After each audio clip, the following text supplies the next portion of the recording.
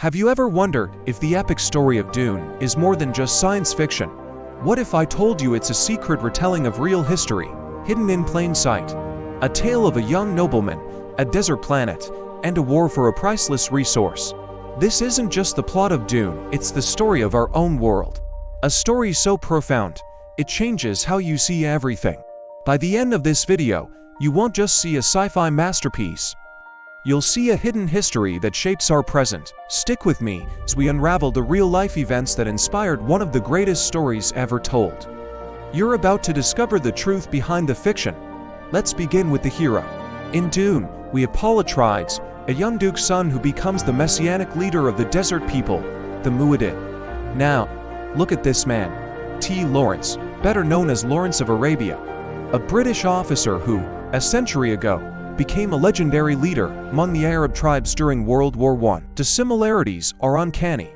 Both were outsiders, men from a different world who immersed themselves completely in a foreign culture.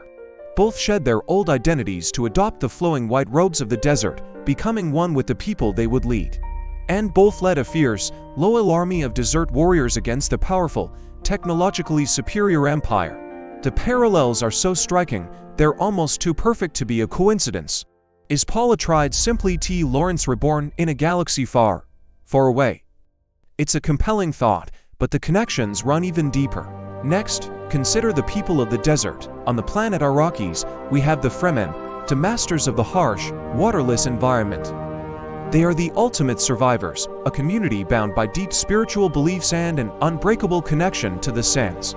They see water as sacred, a symbol of life itself. Now, let's journey back to 1917, to the vast, unforgiving deserts of the Arabian Peninsula.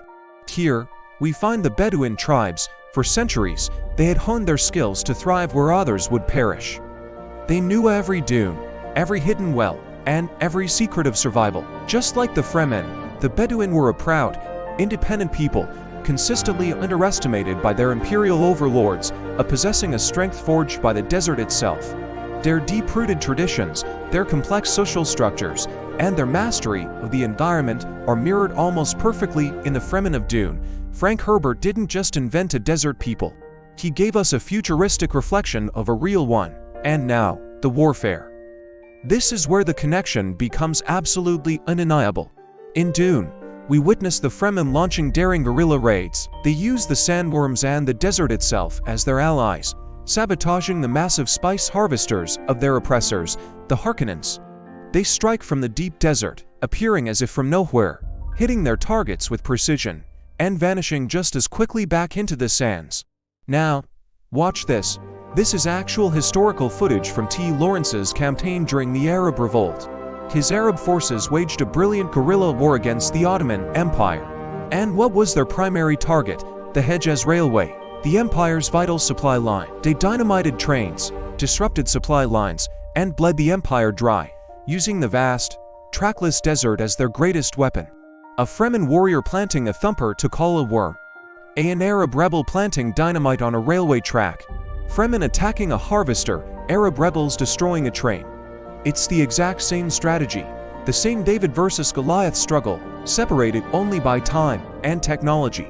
So we have the hero, the people, and the tactics, but what were they all fighting for? In Dune, it's the spice melange, a substance that makes interstellar travel possible, extends life, and expands consciousness.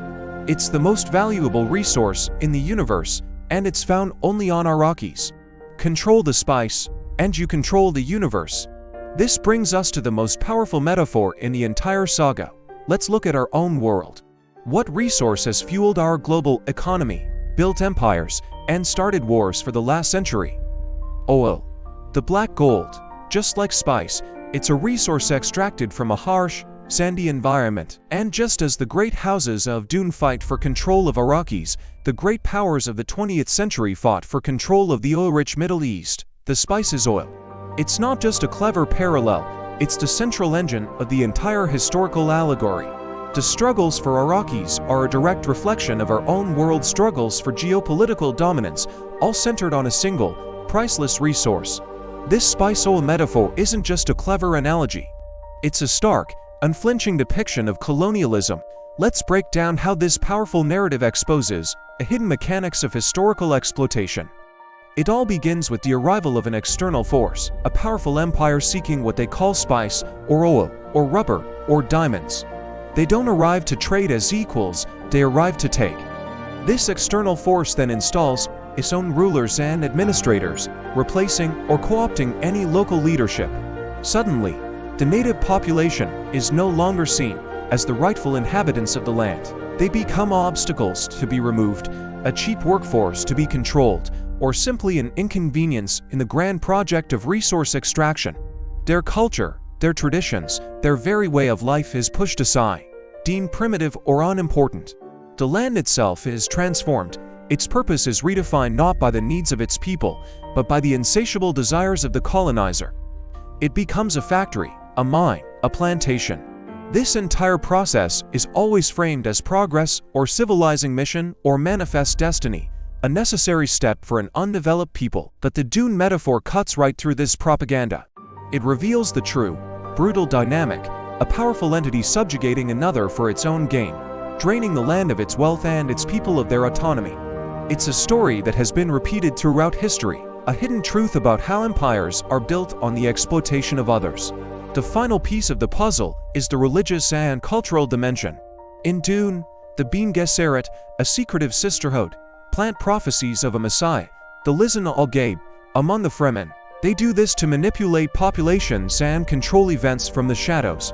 When Paul arrives, he fits this prophecy, whether by accident or design, and the Fremen rally to him with a religious fervor that transforms their rebellion into a holy war, a crusade. Now, look back at the history. The conflict between the Ottoman Empire and the Arab tribes wasn't just political.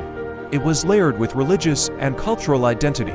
Lawrence himself noted how he could tap into these deep currents to unite the tribes. The idea of a foreign power manipulating local beliefs for its own ends is a classic colonial tactic. By weaving this element into the story, Herbert shows that the most powerful weapon isn't a laser gun or a spaceship. It's an idea. It's the ability to shape what people believe. The Fremen's jihad isn't just a plot device. It's a chilling commentary on how faith can be weaponized, how hope can be twisted, and how even a fight for liberation can be built on a foundation of manipulation. So, Dune is not just a story about sandworms and spies. It's a mirror held up to our own history. Paul Atreides is Lawrence of Arabia. The Fremen are the Bedouin tribes, the spice is oil. Arrakis is the Arabian Peninsula. The war for the planet is the Arab Revolt. And the entire narrative is a powerful critique of colonialism, imperialism, and the way powerful nations have exploited weaker ones for centuries. Frank Herbert took the story of a world war, a desert rebellion, and the birth of the modern oil age, and he cloaked it in the language of science fiction, creating a timeless epic that resonates even more strongly today. The story feels surreal because, in many ways, it is. Now that we've journeyed through this forgotten history, the story isn't over. It's now your turn to become part of the narrative. Look around you, at the books you read, the movies you watch, the video games you play. Where else do you see these historical echoes, these hidden parallels? Think about the stories you love and ask yourself, what untold history is lurking just beneath the surface? I'm genuinely curious to see what you discover. Share your findings in the comments below. Let's piece together this bigger puzzle together.